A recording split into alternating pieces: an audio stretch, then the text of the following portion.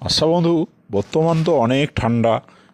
আমার অনেকগুলো পুরনো কাপড় আছে। আমি এই কাপড়গুলো যদি কোনো মিসকিনকে বা অসহায় মানুষকে দান করে দেই, এর মধ্যেও কি সব পাওয়া যেতে পারে?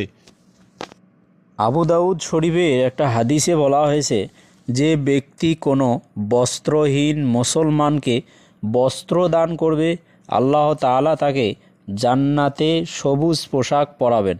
আবার যে ব্যক্তি কোনো ক্ষুধার্ত মানুষকে খানা খাওয়াবে, আল্লাহ তাআলা তাকে জান্নাতের ফল খাওয়াবেন। আর যে ব্যক্তি কোনো তৃষার্ত মানুষকে পানি পান করাবে, আল্লাহ তাআলা তাকে জান্নাতে এমন বিশুদ্ধ শরাব পান করাবেন যার উপর মোহর লাগানো থাকবে। বাইহাকির বর্ণনায় সুন্দর একটা হাদিস আছে, বুঝছিস?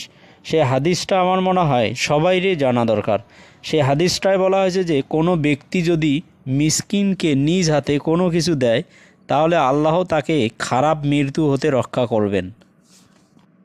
তিরমিজির বর্ণনায় একটা মজার হাদিস পেয়েছিলাম, বুঝছিস?